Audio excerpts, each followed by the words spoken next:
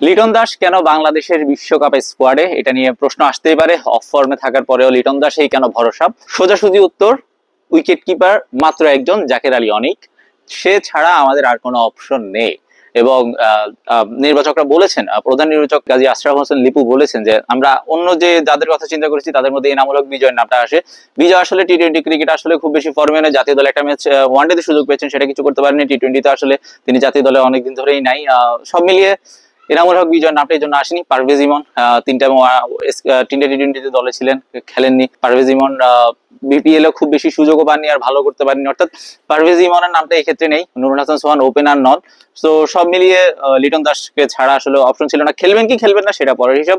লিটন দাস এই জন্য আসলে টি-20 স্কোয়াডে অফ ফর্মের পরেও বিশ্বকাপ যাচ্ছেন।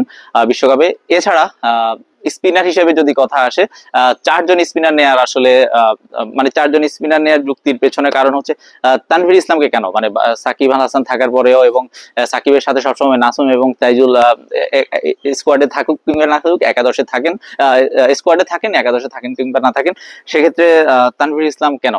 তাইজুল ইনজুরি কনসার্ন আছে, নাসুম ভালো ফর্মে নেই। এছাড়াও তানভীর বিপিএল থেকে শুরু করে ডিপিএল সব জায়গায় বা জাতীয় দলে তিনি কনসিস্টেন্টলি যেখানে খেলছেন ভালো করছেন।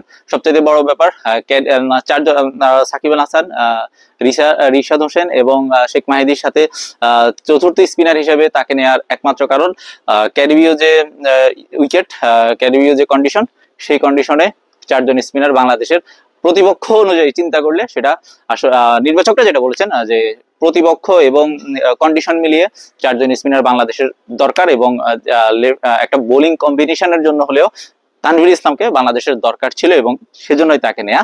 আর যদি আরো একটা ব্যাপার, সেটা হচ্ছে তাসকিন আহমেদ ভাইস ক্যাপ্টেন, যার কিনা দলে খেলবেন কি খেলবেন না এটা নিয়ে 50-50 চান্সেস ছিল, সংখ্যা ছিল ইনজুরি। এখনো তার সংখ্যা পুরোপুরি কেটেনি। যদি শেষ মুহূর্তে তিনি না খেলতে পারেন বা বিশ্বকাপের মাঝপথে তিনি ঢুকবেন, আমেরিকা সিরিজে তিনি হয়তো খেলবেন না, বিশ্বকাপের মাঝপথে তিনি ঢুকবেন, ঢুকার পরে যদি তিনি না খেলতে পারেন সেক্ষেত্রে ভাইস ক্যাপ্টেন্সি তো করা হচ্ছে না। আর সবচেয়ে বড় ব্যাপার হচ্ছে এই ক্ষেত্রে নির্বাচকদের আসলে ভূমিকাটা কি?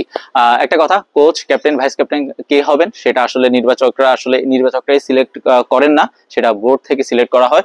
বোর্ড থেকেই বলা হয়েছে, বোর্ড থেকে আগে নির্বাচকদের জিজ্ঞেস করা হয়েছিল যে তাসকিন আহমেদ, এবং রিপোর্ট দেখার পর যে তাসকিন আহমেদ বিশ্বকাপের জন্য অ্যাভেলেবল কিনা। যখন গ্রিন সিগন্যালটা গিয়েছে যে ইয়েস তাসকিন আহমেদ অ্যাভেলেবল, তখন বোর্ড সিদ্ধান্ত দিয়েছে তাসকিন আহমেদকে ভাইস ক্যাপ্টেন করার। নাজমুল শান্তর ডেপুটি হিসেবে তাসকিন আহমেদ থাকবেন। এবং সবচেয়ে বড় ব্যাপার হচ্ছে তাসকিন এই মাঠেই মিরপুরে 5টা ম্যাচ ক্যাপ্টেন্সি করেছিলেন ক্যারিয়ারে, স্বীকৃত ক্রিকেটে প্রথমবার ঢাকার হয়ে, দুর্দান্ত ঢাকার হয়ে।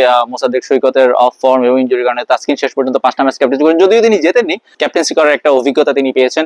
এবং জাতীয় দলে শান্ত যদি কোনো কারণে ইনজুর্ড হন কিংবা ছিটকে যান কিংবা অফ ফর্মের কারণে যদি তাকে বসানো হয়, যদি এটা হয় না সাধারণত, শান্ত যদি ছিটকে যান কিংবা কোনো কারণ হয়, সেক্ষেত্রে তাসকিনই হবেন বাংলাদেশের ক্যাপ্টেন।